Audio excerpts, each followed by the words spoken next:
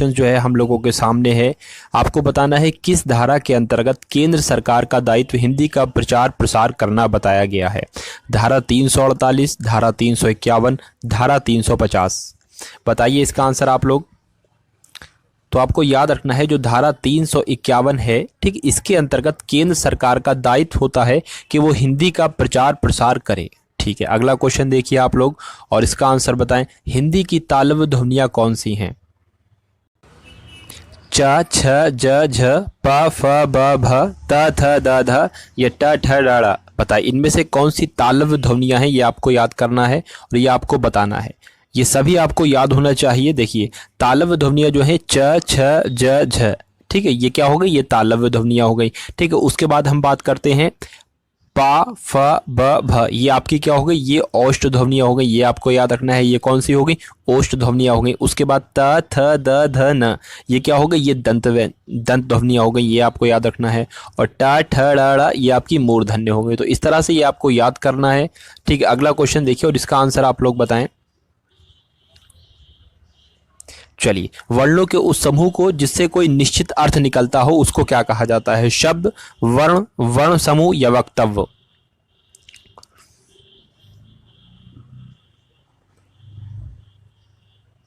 तो इसका सही आंसर ऑप्शन नंबर ए हो जाएगा। वर्णों के उस समूह को जिससे कोई निश्चित अर्थ निकलता हो उसको हम लोग क्या कहेंगे? शब्द कहेंगे। चलिए अगला क्वेश्चन देखिए आप लोग। अजायब घर है, ये कैसा शब्द है? देशी शब्द है, तत्सम शब्द है, विदेशी शब्द है या संकर शब्द है?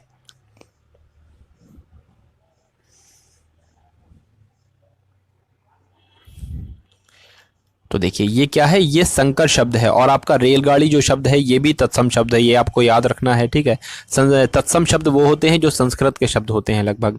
निम्न में से शुद्ध वर्तनी वाला आपको चयन करना है। कौन सा शब्द जो है शुद्ध वर्तनी वाला है? बताइए, सोचिए इसमें से कौन सा शब्द जो है शुद्ध वर्तनी वाला हो सकता है। तो देखिए मृत्युंजय।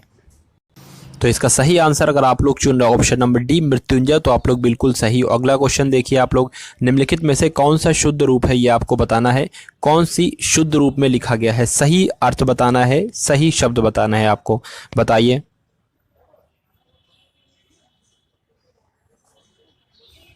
तो देखिए इसमें जो सही लिखा हुआ है, शुद्ध रूप से लिखा हुआ है, वो अभ्यर्थना लिखा हुआ है। ठीक है, अभ्यर्थना वो बिल्कुल सही लिखा हुआ है। अगला क्वेश्चन देखिए आप लोग। आकलन शब्द का आपको विलोम बताना है क्या है? आकलन शब्द का विलोम क्या है? तो आकलन शब्द का विलोम क्या हो जाएगा? विकलन। ये आपको याद रखना है। अगला क्वेश्चन देखिए आप लोग। आशय शब्द का पर्यायवाची क्या होगा? ये अब आपको बताना है। आशय शब्द का पर्यायवाची, देखिए यूपी बीएड में हिंदी इस तरह आती है कि आप अगर अच्छे से सारे चैप्टर पढ़ लो, अच्छे से हर चैप्टर के क्वेश्चंस की ज़्यादा से ज़्यादा प्रैक्टिस कर लो, ठीक है, तो आप 50 में से 45 यानी कि 45 क्वेश्चन आप आराम से कर दोगे। ठीक है, 45 से लगभग 44-43 लगभग आप आराम से कर डालोगे। और हिंदी में इतना स्कोर अगर किसी ने कर दिया, ठीक है, तो वो बहुत अच्छा स्कोर माना जाता है। लगभग 43-44 का हिंदी में बहुत ही प्यारा स्कोर माना जाता है। इसका आंसर आप लोग बताएं कि आशय शब्द का आपको पर्यायवाची बताना है। आहार, आंचल, तात्पर्य, अपरिहार्य। तो आप जानते हैं कि आशय शब्द का पर्यायवाची यहाँ पर तात्पर्य होगा। ठीक है, यानी कि मतलब। अगला क्वेश्चन देखिए। निम्नलिखित में से कौन सा शब्द तद्भव है? ये आपको बताना है। कौन सा शब्द जो है वो हिंदी का है? जल, नग्न, तीन या भ्रमर? बताइए इसका आंसर आप लोग।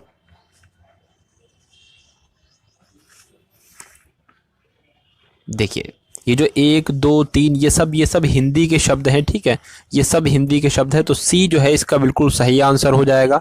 3 जो है वो तद्भव शब्द है। अगला क्वेश्चन देखिए आप लोग। ढीठ शब्द का तत्सम क्या होगा? दृष्ट, पुष्ट, दृश्य या धृष्ट? बताइए इसका आंसर आप लोग। तो इसका आंसर अगर आप लोग चुन रहे हो ऑप्शन नंबर डी यानी कि धृष्ट, तो बिल्कुल आप सही हो। अगला क्वेश्चन देखिए आप लोग। मंदाकिनी की जलधारा अजस्र रूप से प्रभावित हो रही थी। अजस्र, इसमें से आपको सही वर्तनी बताना है। किस तरह से अजस्र लिखा जाता है? अजस्त्र, अजस्र या अजसर? सही वर्तनी आपको बताना है। तो अगर आप लोग ऑप्शन नंबर सी चुन रहे हो अजस्र, तो आप लोग बिल्कुल सही हो। अगला क्वेश्चन देखते हैं हम लोग और इसका आंसर आप लोग सोचिए। सभी भारतीय गीता के महात्म्य से परिचित हैं, तो महात्म्य की शुद्ध वर्तनी किस प्रकार होगी वो आपको बताना है। तो सोचिए और बताइए।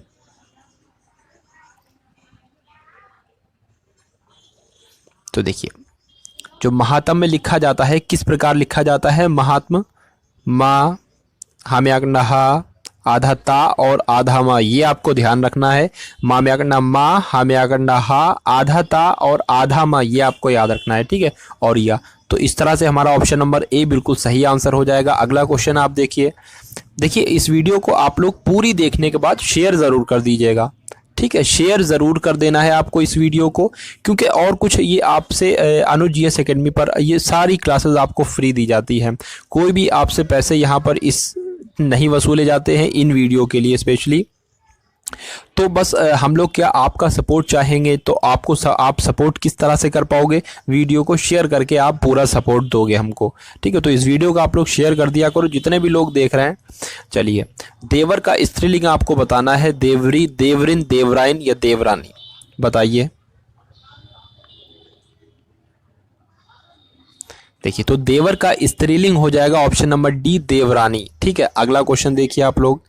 खिलाड़ी गमनीय शब्द में कौन सा प्रत्यय प्रयुक्त हुआ है? देखिए, प्रत्यय जो है ये शब्द के अंत में इस्तेमाल होता है, ठीक है, और शब्द के आदि में इस्तेमाल होता है उपसर्ग। ये दो बातें आपको याद रखना है। अब आपको खिलाड़ी और गमनीय शब्द में प्रत्यय बताना है कौन सा है। चलिए सोचिए और बताइए। देखिए, खिलाड़ी शब्द में हो जाएगा आड़ी और गमनीय शब्द में हो जाएगा ईए। तो ऑप्शन नंबर ए हमारा बिल्कुल सही हो जाएगा। अगर आपने ऑप्शन नंबर ए चुना था तो बिल्कुल सही चुना था। अगला क्वेश्चन देखिए और इसका आंसर बताएं आप लोग। निम्नलिखित शब्दों में से किस एक का अर्थ स्त्री है? किस एक का अर्थ जो है वो स्त्री है, ये आपको बताना है। अंगजा का, अंगना का, आंगन का या अंगार का? चलिए बताइए इसका आंसर, सोचिए क्या हो सकता है।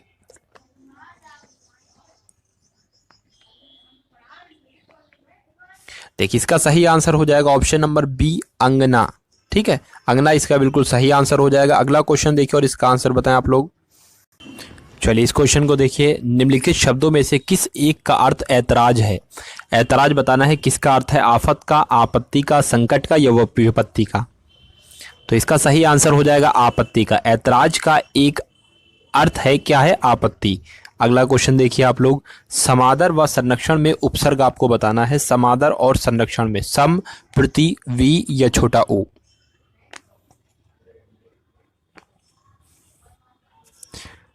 तो देखिए, समादर में उपसर्ग क्या हो जाएगा? सम, और संरक्षण में क्या हो जाएगा? सम।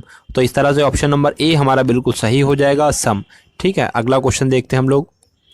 निम्नलिखित शब्दों में कौन सा अनेकार्थी शब्द है? शेर, गोली, कुत्ता या हिमालय? ये आपको बताना है। तो इसका सही आंसर क्या हो जाएगा? गोली। गोली इसका बिल्कुल सही आंसर हो जाएगा, ठीक है। चलिए, अब इस क्वेश्चन को देखिए और इसका आंसर आप बताएं कि कौन सा शब्द जातिवाचक संज्ञा नहीं है। जातिवाचक संज्ञा नहीं है, ये आपको बताना है। लेखक, शिक्षक, वकील या मीठा? जातिवाचक संज्ञा वो होती है जिससे किसी जाति का बोध होता है। तो लेखक, लेखक से भी हमको जाति का बोध हो रहा है। शिक्षक से भी हमको जाति का बोध हो रहा है। वकील से भी हमको जाति का बोध हो रहा है, ठीक है। मगर यहाँ पर मीठा जो है ये जातिवाचक संज्ञा नहीं है। तो डी इसका बिल्कुल सही आंसर हो जाएगा, ठीक है। और मैं आपको बता दूं, देखिए आपसे पूछा जाए कि संज्ञा कितने प्रकार की होती है? 5 प्रकार की। कौन कौन सी? व्यक्तिवाचक संज्ञा, जातिवाचक संज्ञा, भाववाचक संज्ञा, समुदायवाचक संज्ञा, द्रव्यवाचक संज्ञा, ठीक है। व्यक्तिवाचक संज्ञा क्या होती है? जिसके किसी का भी नाम है, किसी लड़के का नाम है या किसी लड़की का नाम है, जिसके मान लीजिए सीता है, सोहन है, मोहन है, श्री कृष्ण, रामायण, ताजमहल, ठीक। ये तो ताजमहल ठीक है, हिमालय है, ये पहाड़ का नाम हो गया। हिमालय एक पर्वत है, ठीक है। तो उसके बाद जातिवाचक संज्ञा क्या होती है? जिसके मनुष्य है, नदी, गांव, भैंस, गांव, घोड़ा, लड़का, ये सब क्या है? जाति, क्योंकि इससे है एक संपूर्ण जाति का हमको बोध हो रहा है, ठीक है। उसके बाद भाववाचक संज्ञा क्या होती है? जिसके मिठास है, बुढ़ापा है, सौंदर्य है, थकावट है, ठीक है, ये सब जो है वो भाववाचक संज्ञा है। उसके बाद समुदायवाचक संज्ञा क्या होती है? सभा है, यानी कि कोई ग्रुप है, कक्षा है, सेना है, भीड़ है, पुस्तकालय है या दल है, ठीक है, तो ये समुदायवाचक संज्ञा होती है। उसके बाद द्रव्यवाचक संज्ञा क्या होती है? घी, तेल, पीतल, चावल, लोहा, सोना या गेहूं, ठीक है, ये क्या होती है? ये आपकी द्रव्यवाचक संज्ञा होती है। ठीक है, चलिए तो अगला क्वेश्चन देखते हैं हम लोग। पुल्लिंग शब्द का चयन कीजिए। आपको पुल्लिंग शब्द का चयन करना है। संतान, विजय, शक्कर या वर्ण। इसमें पुल्लिंग शब्द कौन सा है ये आपको बताना है।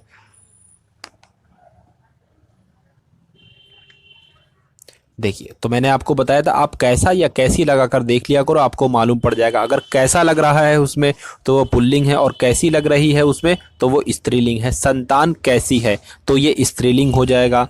विजय, विजय कैसी है तो ये क्या हो जाएगा? विजय कैसी है। शक्कर कैसी है। वर्ण कैसी है। वर्ण कैसी है नहीं होता है, बल्कि वर्ण कैसा है या वर्ण बहुत अच्छा किया, तो इससे पुल्लिंग का हमको बोध हो रहा है। ठीक है, वर्ण कैसा किया, तो यहाँ पर ऑप्शन नंबर हमारा डी बिल्कुल सही आंसर हो जाएगा। अगला क्वेश्चन देखिए आप लोग। कोयले की दलाली में हाथ काले का अर्थ क्या हुआ? कोयले का अर्थ मत करो। कोयले की दलाली में हाथ गंदे हो जाते हैं। दलाली नहीं करनी चाहिए। खराब काम का परिणाम भी खराब ही होता है। इसका आंसर आप लोग बताएं।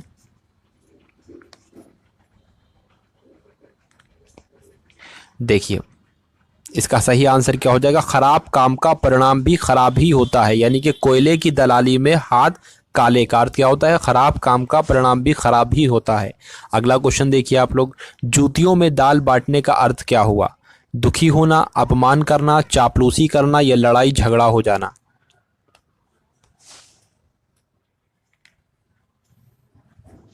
जूतियों में दाल बांटने का मतलब होता है बेइज्जती करना, यानी कि अपमान करना। ठीक है, जूतियों में दाल बांटना मुहावरे का अर्थ अपमान करना। अगला क्वेश्चन देखिए आप लोग। निम्नलिखित वाक्यों में से एक वाक्य में विशेषण संबंधी अशुद्धि नहीं है, वो कौन सा है? उसमें एक गोपनीय रहस्य है। आप जैसा अच्छा सज्जन कौन होगा?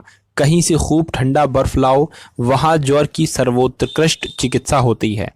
बताइए इसका आंसर।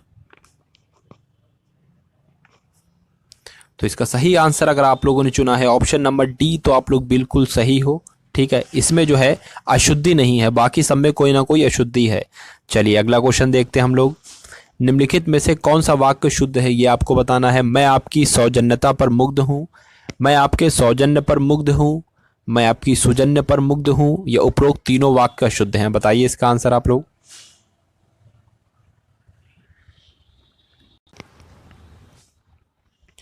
तो इसका सही आंसर हो जाएगा आपका ऑप्शन नंबर बी, मैं आपके सौजन्य पर मुग्ध हूँ। ये वाक्य जो है शुद्ध है, बाकी सारे वाक्य अशुद्ध हैं। ठीक, इंपॉर्टेंट क्वेश्चन बनते हैं। ठीक है, हर एक टॉपिक से आज आपके लिए क्वेश्चंस लेकर आया हूँ। तो आज की क्लास आप लोगों के लिए बहुत ही इंपॉर्टेंट है। महर्षि में आपको संधि बताना है। स्वर संधि है, व्यंजन संधि है या विसर्ग संधि है। तो इसका सही आंसर अगर आप लोग चुन रहे हैं स्वर संधि ऑप्शन नंबर ए, तो आप लोग बिल्कुल सही हैं। अब मैं आपको बता दूं, आपसे पूछा जाता है कि स्वर संधि कितने प्रकार की होती है, तो आपको याद रखना है स्वर संधि 5 प्रकार की होती है। कौन कौन सी, ठीक है, वो भी आप नाम याद कर लो, क्योंकि इस प्रकार का भी क्वेश्चन आ सकता है कि निम्न में से कौन सी स्वर संधि का एक भाग नहीं है, कौन सा स्वर संधि का एक भेद नहीं है। ठीक है, तो मैं आपको बताता हूं, आप लोग याद कर लो। एक होती है दीर्घ संधि, एक होती है गुण संधि, एक होती है वृद्धि संधि और एक होती है यड़ संधि, और 5वीं होती है अयादि संधि। ठीक है, चलिए अब नेक्स्ट क्वेश्चन हम लोग देखते हैं। आपको बताना है उन्नति में कौन सी संधि है, स्वर संधि, व्यंजन संधि, विसर्ग संधि। आपको याद हो गया कि स्वर संधि 5 प्रकार की होती है और संधि 3 प्रकार की होती है। उन्नति में आपको संधि बताना है, कौन सी संधि जो है वो उन्नति में है। तो उन्नति में संधि हो जाएगी ऑप्शन नंबर बी, व्यंजन संधि। व्यंजन संधि जो है ये ठीक उन्नति में आपकी व्यंजन संधि है। अच्छा, इसका संधि विच्छेद किया जाए तो आप लोग किस प्रकार से इसका संधि विच्छेद करोगे उन्नति का, तो आपका हो जाएगा उत प्लस नति। ये भी आपको याद रखना है। ठीक है, नेक्स्ट क्वेश्चन अब हम लोग देखते हैं। पंचवटी में आपको बताना है कौन सा समास है, द्वंद्व समास है, कर्मधारय समास है, द्विगु समास है या तत्पुरुष समास है। बताइए पंचवटी में कौन सा समास है। देखिए मैं आपको पिछली वीडियो में बता चुका हूँ। देखिए इसमें आ रहा है पंचवटी, ठीक है, या आपको दे दिया जाता चौराहा, चौराहे में कौन सा समास है, या आपको दे दिया जाता त्रिभुवन, त्रिभुवन में कौन सा समास है। तो आप लोग यहाँ पर ध्यान दीजिए, चौराहा ये कोई संख्या है 4, त्रिभुवन ये कोई संख्या है 3, पंचवटी ये कोई संख्या है 5। तो कभी भी आपको ऐसा शब्द पूछे और आपसे पूछे इसमें संधि कौन सी, सॉरी इसमें समास कौन सा है, तो आप लोग क्या बताओगे, द्विगु। ठीक, द्विगु का जो पहला पद होता है वो संख्यावाचक होता है, ये आपको याद रखना है। ठीक, और थोड़ा मैं आपको द्वंद्व समास के बारे में बता दूं। द्वंद्व समास में क्या होता है, जैसे कि आग डैश पानी की भी किसी भी दो शब्दों के बीच डैश लगा हो तो उसमें द्वंद्व संधि हो जाएगी, सॉरी द्वंद्व समास हो जाएगा, ये आपको याद रखना है 2 बातें। अच्छा, इसमें बताइए आपको घनश्याम में कौन सा समास है, तत्पुरुष समास, कर्मधारय समास है, बहुव्रीहि समास है, या अव्ययीभाव समास है। बताइए इसका आंसर आप लोग।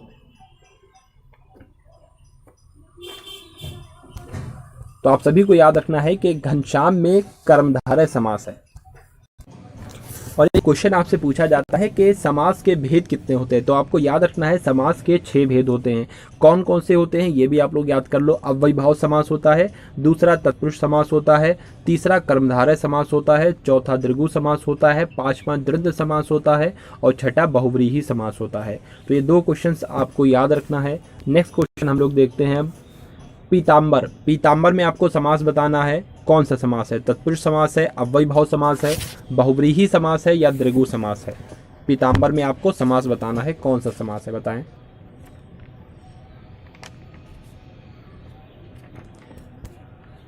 देखिए तो इसका सही आंसर हो जाएगा ऑप्शन नंबर सी, बहुव्रीहि। अच्छा, और किन किन शब्दों में बहुव्रीहि समास होता है, तो आपको याद रखना है। चक्रपाणी में आपसे पूछ सकते हैं, तो याद रखना है आपको, चक्रपाणी में बहुव्रीहि समास होता है। और कुछ इंपॉर्टेंट मैं आपको बता दूं जिसके आपसे पूछ सकते हैं, प्रधानमंत्री। प्रधानमंत्री में कौन सा समास होता है, तो आपको याद रखना है प्रधानमंत्री में कौन सा समास होता है, बहुव्रीहि समास होता है।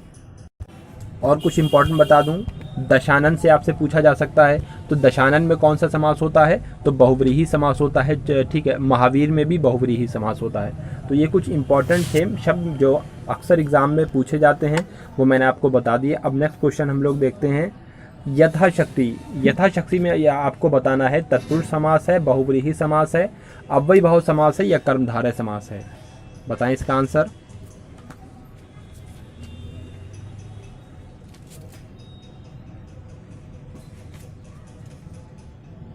देखिए तो इसका सही आंसर क्या हो जाएगा, ऑप्शन नंबर सी इसका बिल्कुल सही आंसर हो जाएगा, यथाशक्ति, यानी कि शक्ति के अनुसार। नेक्स्ट क्वेश्चन देखते हैं हम लोग, जब 2 शब्द समास बनकर तीसरे शब्द का विशेषण बन जाए तो उसे क्या बोलते हैं, द्विगु, द्वंद्व, बहुव्रीहि, या कर्मधारय। जब 2 शब्द समास बनकर तीसरे शब्द का विशेषण बन जाए तो उसे क्या बोलते हैं, तो आपको याद रखना है उसको बहुव्रीहि बोलते हैं, उसको बहुव्रीहि बोलते हैं। नेक्स्ट क्वेश्चन देखिए, सिर पर धारण करने योग्य क्या होता है, छत्र, मुकुट, शिरोधार्य, या तिलक।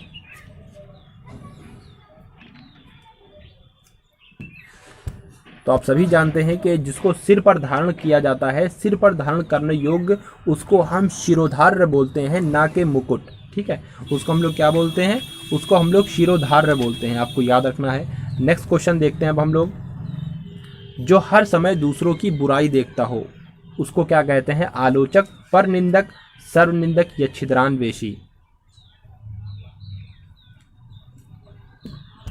तो उसको हम लोग क्या बोलते हैं, परनिंदक। आपको याद रखना है, उसको परनिंदक बोलते हैं। नेक्स्ट क्वेश्चन देखते हैं हम लोग, जो बहुत बोलता हो उसको क्या बोलते हैं, वाचाल, वाक्पटु, वाक्चतुर, या बहुभाषी। जो बहुत बोलता हो,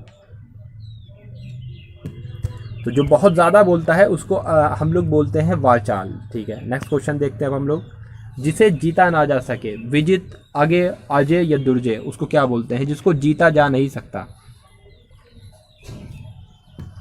उसको हम लोग बोलते हैं अजय। जिसको जीता ना जा सके उसको हम लोग बोलते हैं अजय। नेक्स्ट क्वेश्चन देखिए, दोपहर के बाद के समय को हम लोग क्या बोलते हैं, पूर्वाहन, अपराहन, मध्याह्न, या निशीथ। बताएं इसका आंसर आप लोग।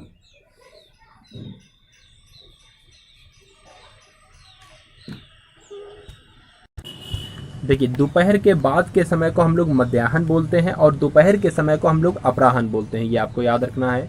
नेक्स्ट क्वेश्चन देखिए, उल्टी गंगा बहाना है, ये मुहावरे का अर्थ बताना है आपको। बहुत परिश्रम करना, असाध्य को साध्य कर देना, प्रतिकूल कार्य करना, उल्टा पुल्टा करना।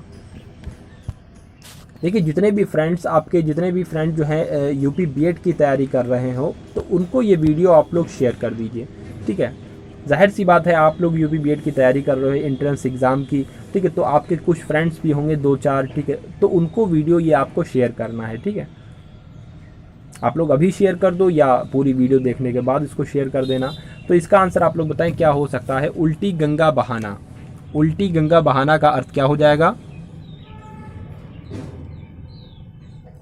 जी। ऑप्शन नंबर सी जो है अगर आप लोग चुन रहे हैं तो आप लोग बिल्कुल सही हैं। प्रतिकूल कार्य करना, उल्टी गंगा बहाना यानी कि प्रतिकूल कार्य करना। प्रतिकूल का मतलब होता है उल्टा और अनुकूल का मतलब होता है सीधा, ठीक है। नेक्स्ट क्वेश्चन देखते हैं हम लोग। अपनी खिचड़ी अलग पकाने का अर्थ क्या होता है। सबसे अलग रहना, अनर्गल बातें करना, अपने ही कार्य में लगे रहना या स्वयं पाकी होना। अपनी खिचड़ी अलग पकाना, इसका अर्थ बताना है आपको। देखिए जो बंदा अपनी खिचड़ी अलग पकाता है तो ऐसा बोलते हैं कि वो सबसे अलग रहता है। भाई वो तो अपनी खिचड़ी अलग पकाता है यानी कि वो सबसे अलग रहता है। नेक्स्ट क्वेश्चन देखते हैं हम लोग। धूप में बाल सफ़ेद न करना का अर्थ क्या हुआ। अनुभवहीन जीवन व्यतीत करना, अधिक उम्र का व्यक्ति, अनुभवी जीवन बिताना या बचपन में ही बाल सफ़ेद होना। इसका आंसर बताएं आप लोग। तो अगर वो इसका आंसर आप लोग ऑप्शन नंबर सी चुन रहे हो, अनुभवी जीवन बिताना, तो आप लोग बिल्कुल सही हो, ठीक है। धूप में बाल सफ़ेद ना करना यानी कि लोग बोलते हैं कि मैंने धूप में बाल सफ़ेद नहीं किए हैं, ठीक है, यानी कि उन्होंने अनुभवहीन जीवन बिताया है। नेक्स्ट क्वेश्चन देखते हैं हम लोग। अपने मुंह मियाँ मिट्ठू करना का अर्थ क्या हुआ। अपने मुंह में मिठाई रखना, अपने हाथ से मिठाई खिलाना, मुंह से मीठी मीठी बातें करना या अपनी प्रशंसा स्वयं करना।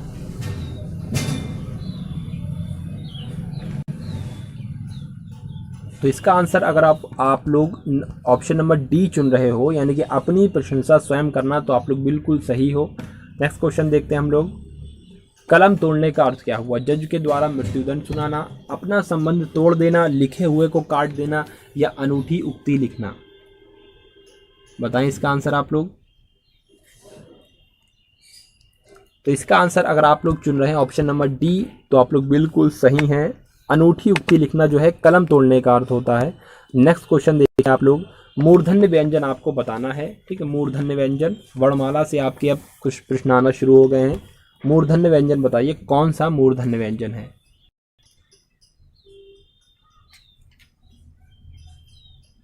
देखिए आप लोग इसका सही अगर ऑप्शन नंबर बी चुन रहे हो, ट ठ ड ढ, तो आप लोग बिल्कुल सही हो, ठीक है, बिल्कुल सही हो।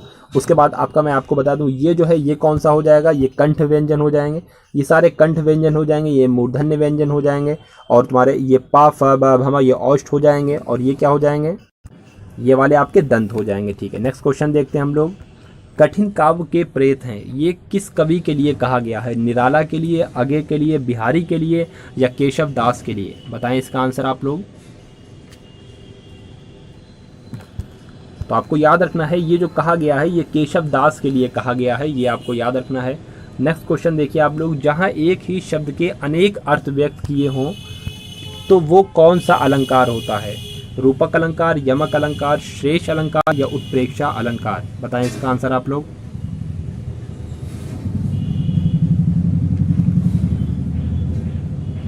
तो देखिए वहां पर जो होता है वहां पर श्लेष अलंकार होता है, जहां एक ही शब्द के अनेक अर्थ व्यक्त किए जाते हैं, ठीक है। एक शब्द आया हो उसके दो अर्थ निकल रहे हो, वहां पर जो है श्लेष अलंकार इस्तेमाल किया जाता है।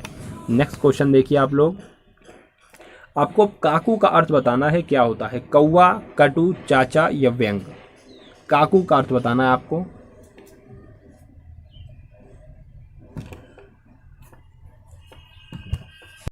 तो यहाँ पर काकू का अर्थ जो हो जाएगा वो हो जाएगा व्यंग। काकू का अर्थ क्या हो जाएगा, व्यंग हो जाएगा। चलिए देखिए आज मैं आप लोगों के लिए कुछ थोड़े बहुत कुछ क्वेश्चन जो मैंने रखे हैं वो थोड़े से टफ रखे हैं, ठीक है, मगर वो टफ क्वेश्चन ही आते हैं क्योंकि टफ क्वेश्चन अगर आप लोग अपने एग्जाम में कर देते हो तो आप लोग भीड़ से आगे निकल जाते हो। किस छंद में 6 चरण होते हैं ये आपको बताना है। बरई में, चौपाई में, सोरठा में या छप्पाई में। बताइए इसका आंसर क्या हो सकता है। किस छंद में 6 चरण होते हैं ये आपको बताना है।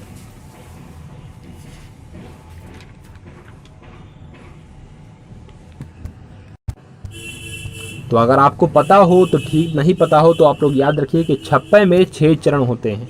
नेक्स्ट क्वेश्चन देखते हैं हम लोग। वीर रस का स्थायी भाव आपको बताना है क्या होता है। क्रोध होता है, भय, शोक या उत्साह। बताएं इसका आंसर। तो आप सभी जानते हैं वीर रस का स्थायी भाव उत्साह होता है। वीर रस का स्थायी भाव उत्साह होता है, ये आपको याद रखना है। नेक्स्ट क्वेश्चन देखिए। अब लो ना नसानी अब न नसो हो, राम कृपा भव निशा सिरानी, आगे फिर ना डसो हो। यहाँ पर कौन सा रस है ये आपको बताना है। शांत है, करुण रस है, वात्सल्य है या अद्भुत है। बताइए इसका आंसर।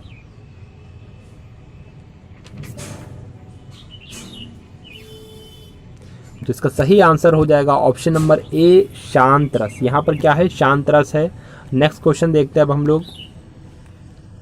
निम्नलिखित में से कौन सा शब्द तत्सम है, ये आपको बताना है। काज, हाथ, काम या काल। इसमें आपको बताना है कौन सा शब्द जो है वो तत्सम है, ये आपको बताना है।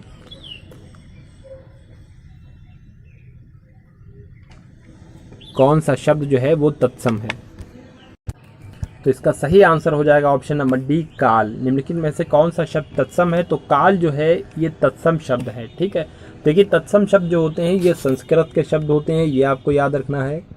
ठीक है, और लगभग तद्भव शब्द जो होते हैं ये हिंदी के शब्द होते हैं, ये आपको याद रखना है। हिंदी के शब्द जो हैं ये तद्भव शब्द होते हैं। ठीक है, और संकर शब्द जो होते हैं इसका एक शब्द अंग्रेजी का होता है और एक हिंदी का होता है। इस तरह से आप लोग याद रख सकते हैं। ठीक है, नेक्स्ट क्वेश्चन देखते हैं अब हम लोग।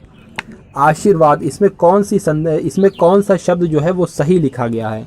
3 गलत लिखे गए हैं, एक की वर्तनी जो है वो बिल्कुल शुद्ध है। तो बताइए किसकी शुद्ध है, ये आपको बताना है। किसकी वर्तनी जो है वो शुद्ध है,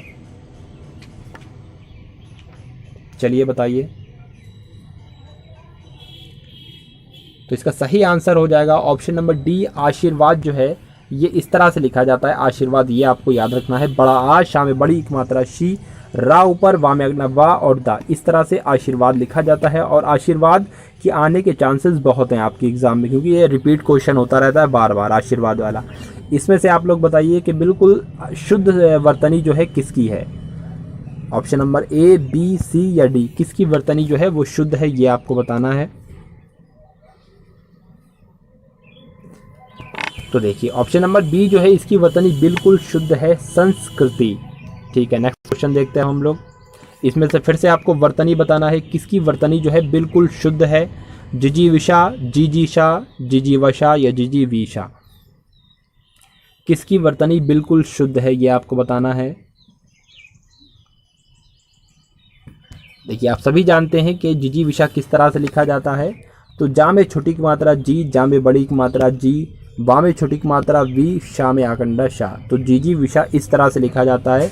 तो ऑप्शन नंबर ए हमारा बिल्कुल राइट आंसर